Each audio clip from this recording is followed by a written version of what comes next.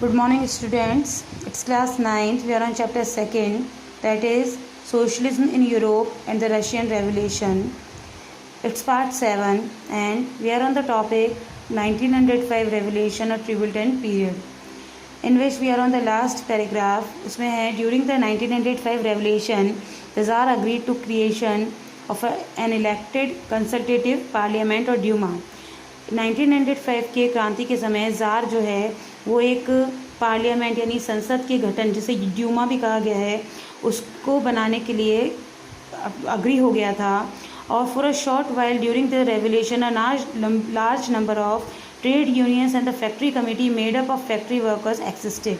यानी कुछ समय तक तो जो फैक्ट्री वर्कर्स की जो ट्रेड यूनियंस थी और फैक्ट्री कमेटी थी वो इस्टेब्लिश रही. उसके बाद ये कमिटीज़ और यूनियन जो है उन्हें इलीगल कर दिया गया और 1905 के बाद ये सारी जो हैं वो इलीगली कार्य करने लग गई. यानी कि वो उस पर बहुत सारी जो है चीज़ों का रोक लगा दी गई. जो पॉलिटिकल एक्टिविटीज़ थी उन पे भी रेस्ट्रिक्शंस लगा दिए गए. The tsar dissolve the first Duma within 75 days. और पहली जो संसद थी उसे 75 डेज़ में ही डिसॉल्व कर दिया, जिसे ड्यूमा कहा गया है. And re-elected the second Duma in 3 months.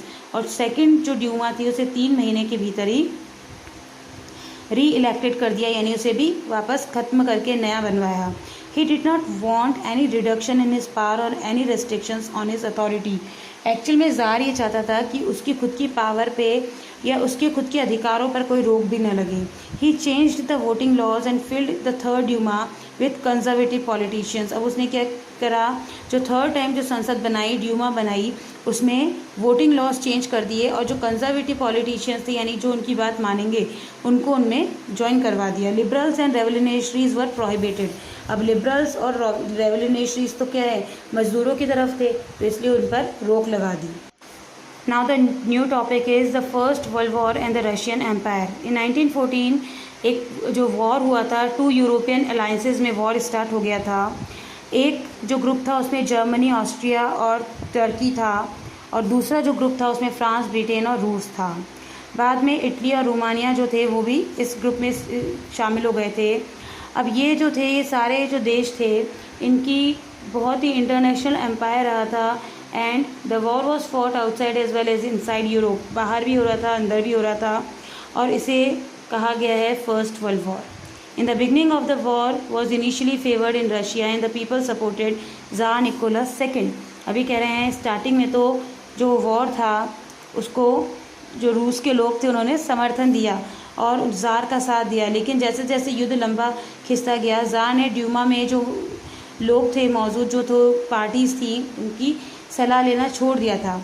और उसका जो पब्लिक जो लोग थे वो अब उससे एंटी होने लग गए थे, यानी उसका साथ देना उन्होंने छोड़ दिया था. As a result the tsar supported diminish anti German sentiments became stronger, as can be seen in the renaming of Saint Petersburg a German name as पेट्रोगार्ड.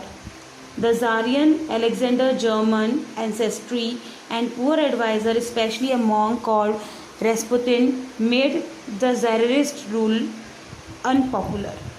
अब लोगों में एंटी जर्मन सेंटिमेंट्स यानी जर्मनी के विरोध जो चीज़ें थी वो ज़्यादा बेटर मतलब उनमें ज़्यादा इन्फ्लुएंस होने लग गया कि लोग जो है अगेंस्ट होने लग गए जर्मनी के. इसलिए इसका क्या हुआ कि सेंट पीटर्सबर्ग जो था वो जर्मन नेम था, उसको पेट्रोगार्ड कर दिया, उसका नाम बदल दिया गया.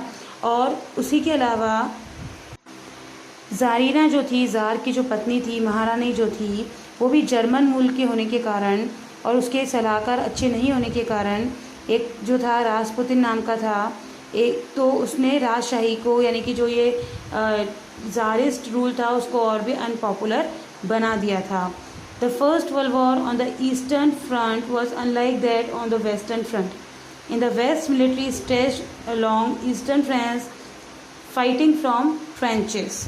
अभी कह रहे हैं कि फर्स्ट वर्ल्ड वॉर जो था वो ईस्टर्न जो फ्रंट पे था, यानी कि पूर्वी मोर्चे पर चल रही लड़ाई जो थी वो वेस्टर्न जो फ्रंट था उससे डिफरेंट थी.